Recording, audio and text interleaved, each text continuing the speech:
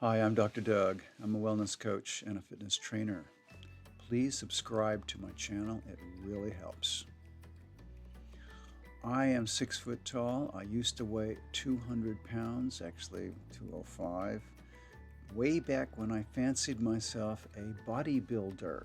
I was just chowing down the food in the hopes of getting bigger, and I was getting bigger, but I was also getting fatter. Not terribly noticeable, but it was there.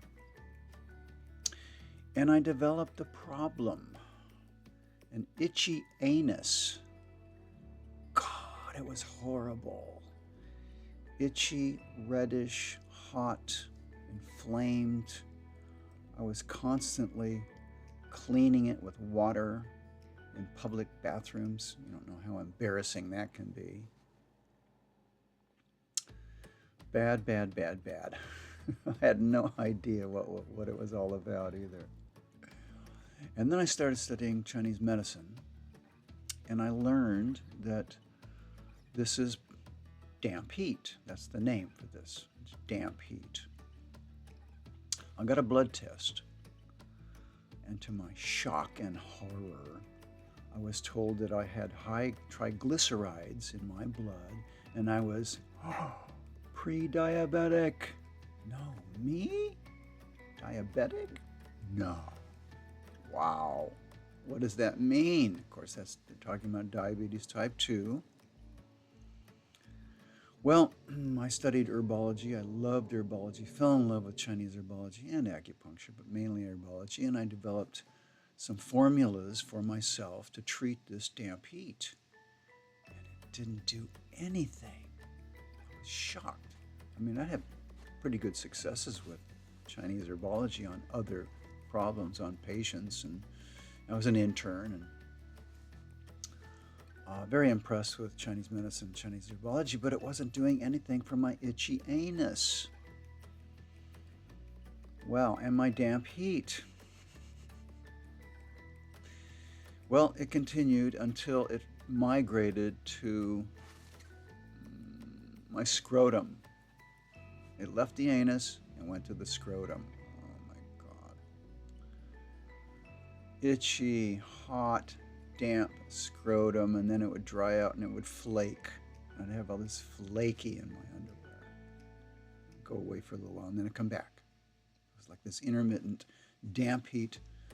The scrotum, somebody told me, well, that's eczema. Oh, really? Is that the name of it? Scrotal eczema. Oh, misery.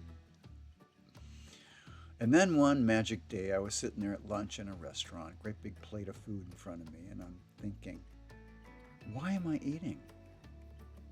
I had no concept of overeating, what it causes, whatever. I said, why am I eating?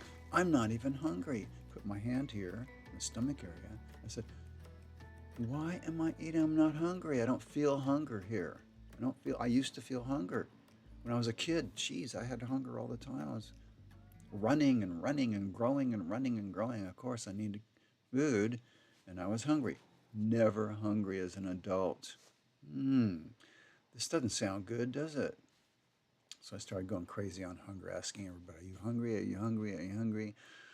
I questioned 1,000 people on hunger. Found out most people are not hungry before they eat. I live in the United States, in Los Angeles. Okay, so, well, that was pretty curious, wasn't it? Everybody's eating and they're not hungry. And then another crazy day, I was driving on my way to my favorite bakery shop to pick up a couple of pastries, sugary pastries. And I started thinking, well, we know in Chinese medicine that sweet taste moistens, and excess sweet causes dampness. What do I have?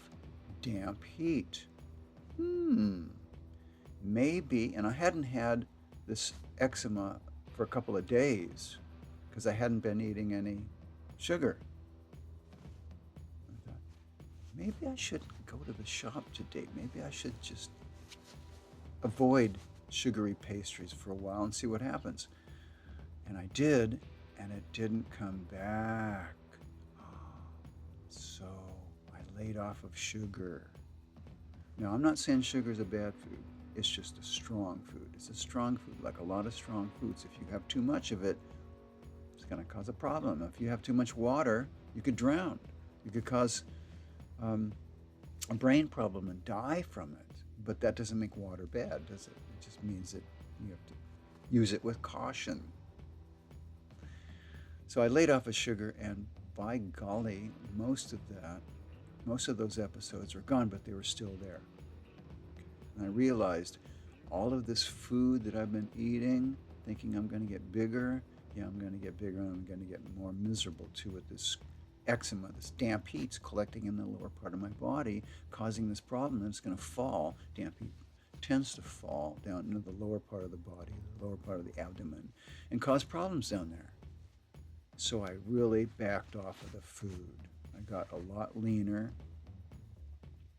got rid of these triglycerides in my blood, stopped being pre-diabetic, and you know what? Eczema gone. Yay! Cured. It has never come back. Since I got lean, it never came back. Learned a lot there. That was a big lesson. Treating something with techniques, herbs, acupuncture, drugs, surgery, blah, blah, blah, it doesn't get to the root of the problem.